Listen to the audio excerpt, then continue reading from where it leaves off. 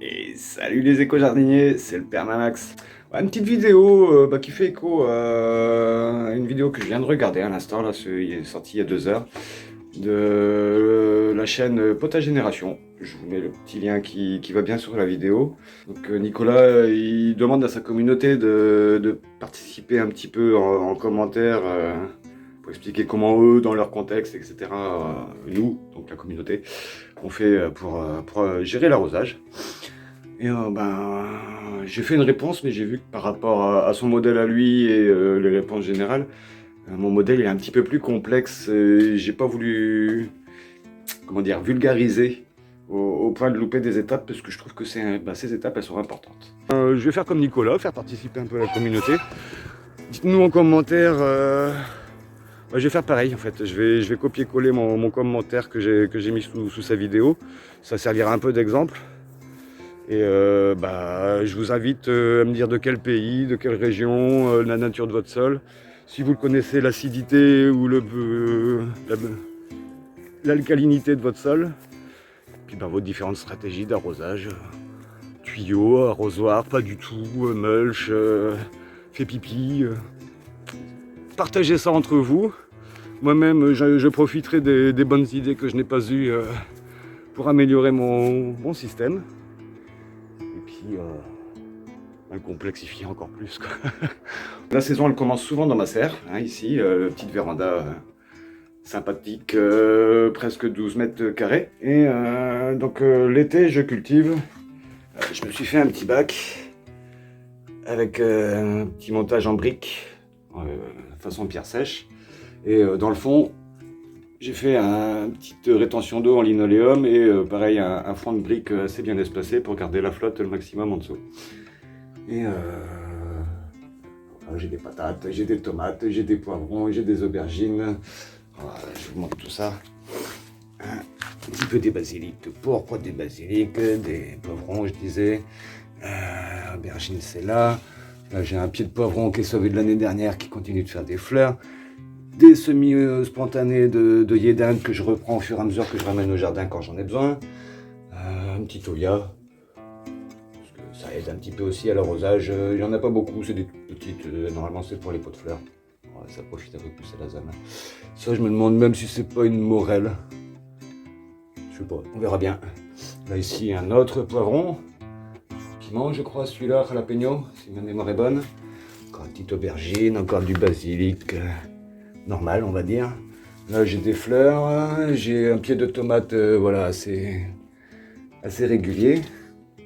Et ça, quand je vois que les feuilles le soir elles font flagada, je les arrose.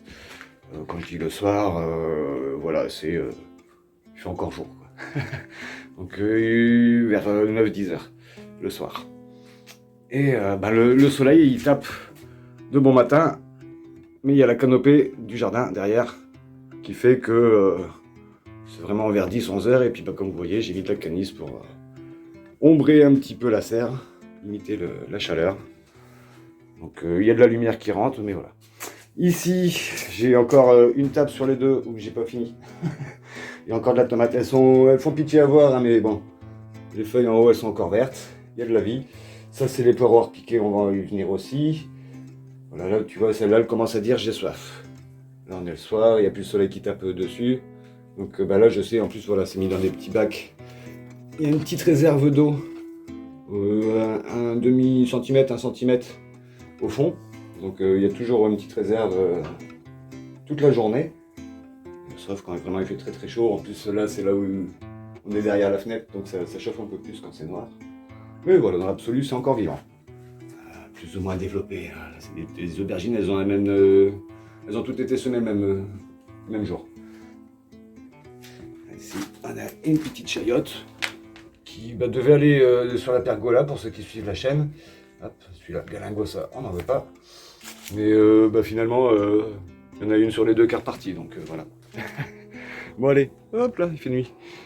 On va aller vite fait au jardin, je reprends une petite pause sur le chemin du jardin. Là, ici, derrière moi, vous voyez, c'est des boutures. Quand j'ai désherbé mes allées où j'ai de la menthe, j'ai récupéré les rhizomes. Et puis j'ai refait repousser de la menthe, j'ai arraché les rhizomes et les tiges et j'ai coupé un peu, voilà, 1 ou 2 niveaux de feuilles. Et pareil, quand on a récolté les groseilles, On a coupé les branches. Et j'ai récupéré toutes les branches, j'en ai fait des boutures, donc ça c'était fin juin, on est mi-juillet. Ça va. Il y en a quelques-unes qui sont un petit peu tristounettes au niveau des feuilles, mais elles ont fait des racines. Et voilà, tout ça que j'ai mis en terre, elles ont fait des racines. Les autres, j'ai jeté les cannes qui n'étaient pas vivantes. J'ai fait ça à l'arrache, juste dans un petit seau avec de l'eau, pendant une petite quinzaine de jours à peu près, 15-20 jours.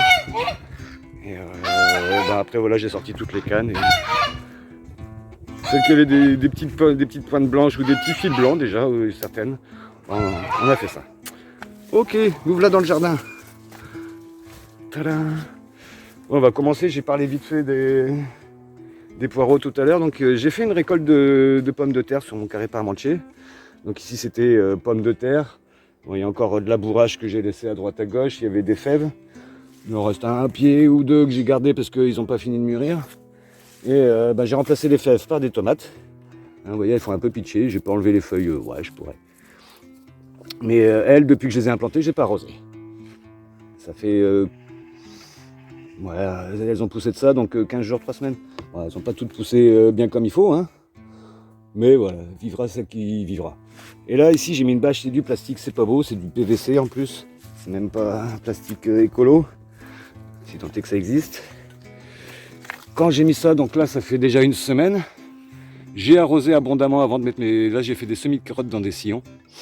Mais quand je dis abondamment, je fais ça au tuyau d'arrosage déjà, parce que contrairement à Nicolas, moi je suis connecté au réseau. Donc j'en profite tant que ça existe. Je m'en sers vraiment à l'installation de ça. Après je vous montrerai, je récupère l'eau autrement. Donc on va découvrir ensemble l'état de la terre, du sol. Donc quand j'ai récupéré mes pommes de terre, j'ai tout désherbé en même temps. On voit il y a quelques petits plantules, graines qui veulent germer, mais ça reste blanc. On voit un gros ver de terre là. On va le remettre à l'ombre tranquille, on ne va pas l'embêter plus que ça. Des fois il y a des limaces, tout à l'heure j'avais regardé à l'autre bout. Là-bas j'avais un nid de limaces bien comme il faut, bien baveux, bien collant sur la main. Et je les ai virés. Quand je tombe dessus comme ça en gros nid, là j'ai mes semis de carottes, je veux que ça pousse. Donc je les ai virés. Pareil sous bâche. Hop là, désolé pour l'éventuel mal de mer. Là on a les pastèques et les melons. Alors normalement on dit il faut laisser 5 fruits par pied pour pas trop le fatiguer. Moi je reste convaincu que c'est le feuillage qui fait l'énergie. Hein, les panneaux solaires, les nutriments dans une plante, c'est 1% ce qu'elle capte par les racines, tout le reste c'est du carbone, du sucre fait par le carbone. Donc voilà, j'ai taillé la première tige à peu près à 6-7 feuilles pour déclencher les branches secondaires qui portent principalement les fleurs mâles. Et sur ces fleurs mâles, c'est pareil, j'ai attendu qu'elles aient 6-7 feuilles pour pincer la tête. Et pour déclencher les branches numéro 3, on va dire, pour déclencher la fructification. Et la pastèque, elle est un petit peu lente, mais elle a des fruits. J'essaie de vous cadrer ça. Elle est toujours aussi pas douée en selfie. Je sais pas si ce que je fais là. Ouais, si on en voit un petit là. Il y en a quelques-uns, voilà, à droite, à gauche. Je sais pas si j'arriverai à vous les cadrer. Je ne vois absolument pas l'écran, ce que je fais. Mais par contre, le melon, lui, il en a une 10-12aine, j'ai compté tout à l'heure. Des plus ou moins développés. Donc les plus développés, en fait, quand je vais les cueillir, ils arrêteront de pomper. Donc lui, j'ai envie de dire, dans 15 jours, 3 semaines, il est cueilli, quoi. Donc il arrêtera de pomper, il profitera celui qui est derrière, etc. Lui, c'est pareil, peut-être une semaine plus tard, il profitera. Je sais pas si on le voit là. Ouais. Je recule un petit peu pour voir ce que je fais. Et voilà, ça continue de faire des fleurs, ça continue de courir. Tout va bien. Bon, par contre, j'avais mis des petits plants de tomates un petit peu à droite, à gauche. Eux, ils ont... Ah, s'il y en a un là, au pied du melon. Je sais pas si je vais le voir. Voilà. Un là, tout petit. Et là, on voit le trou dans la bâche et il est mort. Ah, voilà, il y a plusieurs petits trous comme ça, c'est pas grave. C'était des plants de tomates de sauvegarde. Là, c'est pareil, c'est des gourmands que j'ai arrachés comme si j'avais besoin de faire des boutures. Je les bouture dans une eau un peu croupie. Là, il y a un peu du basilic. Ça, je crois que c'est des tomatillos, mais c'est tellement peu développé que c'est pas évident à dire. Et pareil, ça, c'est des pieds de tomates qui demandent qu'à être plantés. Donc bah voilà, pour l'arrosage, sol pas toujours mulché. Là, ici, j'avais laissé s'ensauvager comme il faut. Hein. C'était la planche à Laetitia. Bon, on a quand même quelques navets qui vont sortir. Hop. Ça, on n'en veut pas. Ça arrive, ça arrive. Après, on a ramassé quand même pas mal de petits pois. Et pareil, je laisse parce qu'il y a une deuxième tournée qui arrive, c'est encore en fleurs, etc. Donc on en profite. Bout de planche, c'est pareil, quand j'ai implanté ça il y a 15 jours, 3 semaines. Les tomates, elles n'ont pas toutes bien accepté le transplant, mais dans l'ensemble, ça va. Elles sont vachement proches l'une des autres, du basilic. Comme je disais, à chaque fois, je prends des pieds d'œillet d'âne dans la serre. La terre, elle a l'air sèche. Hein. Ici, c'est de la poussière en surface. Et comme on voit, c'est une terre qui est très, très, très meuble. Alors à la base, c'est que de l'argile. Hein. Mais dès que tu arrives à peu près au niveau 10 cm, tu vois, elle n'a pas du tout la même couleur. Elle commence déjà un peu à coller. Bon, elle colle pas fort parce qu'il y a beaucoup de matière organique dedans, mais à la base, c'est que de l'argile. Là, ça lui donne presque une texture argilo-limoneux, mais c'est que de l'argile et de la matière organique. Et voilà, au bout de 10 cm, les racines, elles ont de la flotte, quoi. Et là, c'est le soir et j'ai pas arrosé depuis.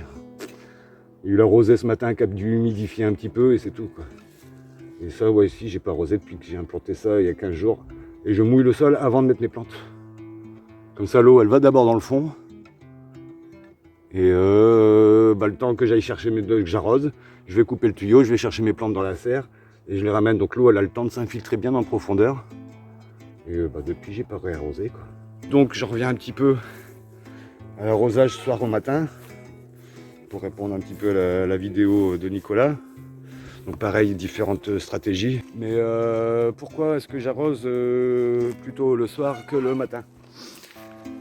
Par rapport à ce que tu disais, quand tu arroses, mettons vers 6h le soir et que ta plante elle est en plein cagnard. Bon, déjà, moi, mes plantes elles sont en pleine lumière des 8h du mat. Hein. On est l'été. Je cultivais au centre du potager. Je me suis un peu éloigné des murs pour justement profiter un peu plus de la lumière. Là où j'ai mis mon potager en règle générale, je laissé s'enchauvager un peu sur les bords. La zone pérenne, etc. C'est plus ou moins de l'ensauvagement contrôlé. Mais donc du coup, ça profite très tôt de la lumière et du soleil. Et donc déjà, je reste pas plus de 12 heures entre le moment où j'arrose et le moment où la plante elle a soif. Et de deux, en fait, quand l'eau s'évapore du sol en surface, elle crée une petite dépression. Donc elle va faire remonter l'eau qui est justement bien, puis descendre en profondeur. Et déjà, ça va faire rafraîchir un petit peu l'air en ayant une bonne réserve d'eau, justement. Donc ce sera un peu moins violent, la plante aura moins besoin de transpirer pour réguler sa température. Et alors oui, ça attire les limaces, mais il faudrait que, je vous le dirai, j'aurais pu reprendre les images, je suis rentré entre temps. Quand j'épluche des choux, des choux ras ou des trucs, les vieilles feuilles, tout ça, je les mets au pied des plantes. Et ça nourrit mes limaces, parce que je sais que comme moi, tu cultives la limace volontiers. Et il y a eu un petit peu de prédation là où j'ai laissé traîner le désherbage, j'avais des petits tas de briques avec des herbes. Là, je te confirme, j'ai fait pousser du chou chinois, ils ont souffert. Ils ont survécu, mais ils ont souffert. Hein. Ils ont pris cher les premiers temps. Ça se reforme au cœur très très bien. Ils sont assez costauds. Puis depuis, j'ai déplacé les tas de pierres et j'ai nettoyé un peu mes passe-pieds, donc ça va beaucoup mieux. Et oui, en effet, ça permet aux limaces d'en profiter. Et quant à l'arrosage sur les fleurs, les feuilles de tomates, que ça les rafraîchit, comme je disais, moi, l'air se rafraîchit par l'évaporation. Donc la tomate, elle transpire un petit peu, mais un peu moins. Alors oui, pareil, comme tu dis, le mildiou, il est dans le sol. Donc cette évaporation va transporter les spores du mildiou sur les feuilles de tomate. Et après, voilà, la stratégie, c'est quand tu as des pieds serrés, il faut faire en sorte que ça s'aère. Tu enlèves les feuilles ou les gourmands, ou tu guides les branches de manière à ce que l'air circule. Enfin voilà, il y a plusieurs stratégies. Il y en a même qui créent artificiellement des petits couloirs d'air en mettant des planches, des plaques de verre, de plastique, plein de stratégies. Mais du coup, quand tu cours un courant d'air, tu crées un assèchement, donc plus d'arrosage. Moi, je suis du genre à pas me prendre la tête, je laisse les choses faire. Je suis pas un lève-tôt, en règle générale, parce que je vais me coucher tard quand je vais chercher Laetitia au travail ou quand j'attends Laetitia qui rentre du travail, qui est dans la restauration. Donc se lever tôt, ouais, c'est... Enfin oui, ouais, je fais pas non plus la grasse mat à midi, hein. Je me lève il est 8h, 9h du mat. Des fois à 6h je suis debout, des fois à 4h30 j'ai une envie urgente et puis j'arrive pas à me recoucher parce que j'ai faim, parce que j'ai envie de fumer. Ça arrive, mais voilà, dans l'absolu je suis pas un lève-tôt. Donc là, quand je me lève, commence déjà à faire chaud. Donc déjà j'arrose pas les feuilles du tout, ça c'est vivement déconseillé en plein soleil. Et ouais, les pieds de tomates, les salades à la limite, ouais, je sais qu'elles aiment être arrosées aux fleurs. La tomate, c'est des eaux croupies que j'ai en plus, donc potentiellement il y a des feuilles qui sont tombées dedans, potentiellement c'est un peu azoté, j'ai pas envie de cramer le truc, quoi. Donc moi j'arrose, comme je disais en commentaire, une grosse flaque d'eau, un arrosoir complet, pas au pied de la tomate, mais autour du pied de la tomate en fait. Donc je vais mettre un quart au nord, un quart au sud, un quart à l'est, un quart à l'ouest. Et un peu moins que ça, même un huitième nord-est, sud-est, machin, etc. Comme ça, toute la zone en profite et toutes les plantes autour en profitent. C'est vraiment le sol que j'arrose. La plante, elle se démerde en fait. Elle trouve l'eau où elle peut, donc dans le sol. Et le fait de mettre une grosse quantité d'eau, ça va aller envoyer l'eau en profondeur. Et il semblerait, conditionnel, que les racines aient un espèce de sens du toucher ou de l'ouïe. Elles sentent les vibrations de l'eau qui s'infiltre dans le sol. Elles sentiraient les vibrations de l'eau, donc elles suivraient naturellement. Un stress hydrique va lui envoyer des hormones qui disent qu'il faut aller chercher la flotte, et elle va tendre l'oreille pour la chercher, développer les racines dans le bon sens et limiter les pertes d'énergie, envoyer prospecter là où c'est sec. Ouais, moi j'y crois. Après, voilà, j'ai pas lu spécialement de trucs plus scientifiques que ça. C'est des petites formations avec du bon sens, mais je sais que sur cette chaîne-là, ils parlent aussi de biodynamie. Donc il n'y a pas que tout n'est pas bon à prendre. Je ne ferai pas de pub ni pour ni contre, voilà. Je fais le tri, moi, avec les données de ce que je sais, et plus ou moins sérieux. Mais ça me paraît assez bien de savoir que si tu arroses le soir, tu gardes une réserve beaucoup plus longue. Alors en effet, c'est pas le moment où la plante elle va transpirer, mais comme je te dis, moi j'arrose à 9-10 heures du soir, il y a encore de la lumière, elle fait encore de la photosynthèse. Donc la plante elle va se gorger d'eau. Et le matin, dès les premiers, dès 4 heures du matin, il commence à faire clair.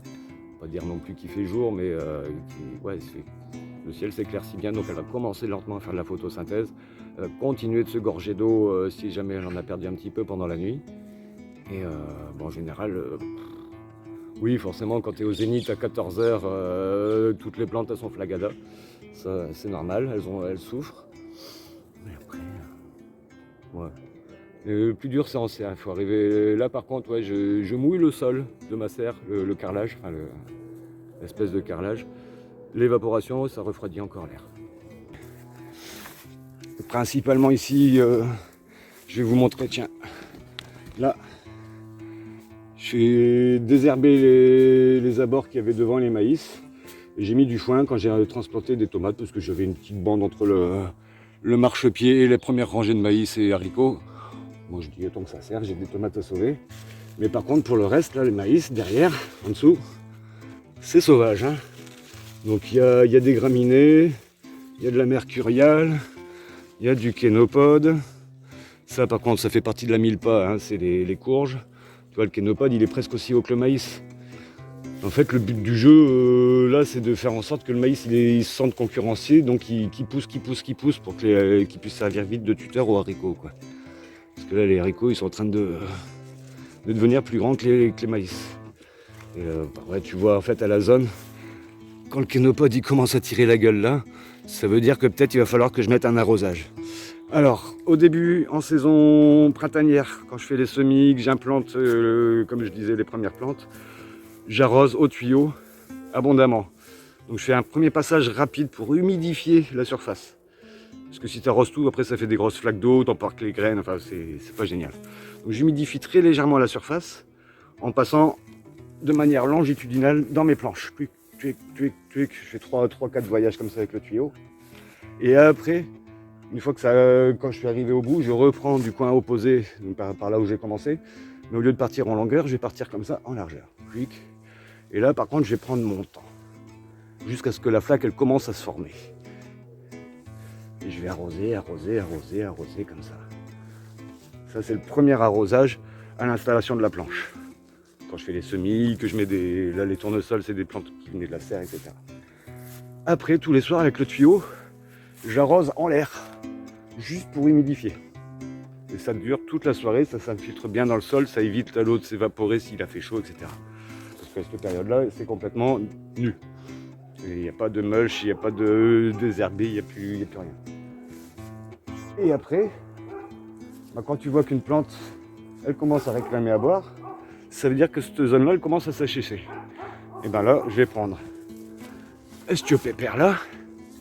Et puis comme j'arrose pas souvent, le tuyau il est toujours là, hein, il n'est pas branché par contre, côté dans le garage, dans la maison. Je prends ce seau, comment ça s'appelle, mon petit arrosoir. Et puis j'ai mis un bac ici. J'ai encore une poubelle là. Et puis encore ça. Et puis un grand pot de fleurs là. Et tu vois, en fait là les zones ici c'est un peu plus à nu parce que ça a été désherbé rapidement. J'ai mis vite fait un peu de tonte, mais 2-3 cm seulement, tu vois. Donc là, je plonge l'arrosoir dedans et j'arrose plus souvent, tu vois. Je garde toujours un petit peu de flotte. Ça c'est le seau qui me sert quand la bassine bleue, la première, elle est trop petite. Je prends le seau et l'arrosoir, là c'est parce que je peux me balader avec les deux à la main aussi. Et comme il est trop petit, le petit seau il rentre dans le bac bleu qui est là et je peux remplir l'arrosoir et repartir aussi avec le seau et l'arrosoir à la main. Parce que de cette zone là, donc toute la zone des pérennes au fond et toute la zone ici, c'est ce seau là et ces deux bacs là qui arrosent. Et la zone là-bas, il n'y a que le gros seau là-bas et j'ai une petite auge aussi qui récupère un peu la flotte de pluie. Là où tu as vu mes tomates, c'est pareil, c'est quand il pleut, ça se récupère. Je suis dans le nord de la France. Donc on n'a pas eu trop de pluie, c'était plutôt sec cette année. Et plutôt pas mal. Et du coup, dernière réaction par rapport à ta vidéo, le bactériosol, moi comme je disais, toi aussi, je sais que tu cultives sur sol vivant, Nicolas. Mais moi ça fait 10 ans que je suis implanté, toi ça fait 2 ans, donc forcément tu vois la différence avec le bactériosol. Moi en fait j'ai pas besoin de bactériosol parce que tout ça avant, les années précédentes, ça a toujours été du compost. Et je vais te montrer une planche que j'ai pas ouverte, mais l'année dernière il y avait, c'était les ballots de paille. Ici là, tu vois la terre comment elle est noire, et là je l'ai jamais arrosée du tout, comme elle est à l'ombre du compost actuel, donc qui est décalé par rapport à la planche de l'année dernière. Et ici de la ronce et du sol qui passe au-dessus de ma tête là. Ici t'as le terre, mais magnifique, c'est du terreau en fait. Je fais mon semis là-dedans et c'est magnifique. Je mélange ça avec un petit peu d'argile. Là en dessous c'est un petit peu plus argileux. Et tu vois comment c'est humide quoi. On le voit bien comment c'est argileux, c'est comment on voit les traces de doigts là. Ouais, ça reste bien lisse. Mais c'est noir parce que matière organique à balle quoi.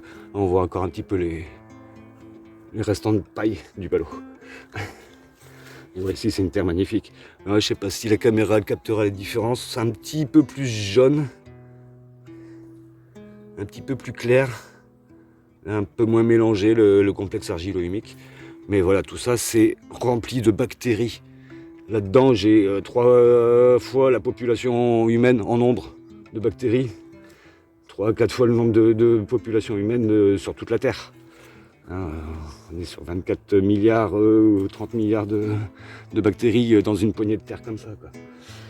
Donc le bactériosol, il est cultivé chez moi un peu comme si ton bactériosol tu le multipliais comme un levain ou comme un kéfir.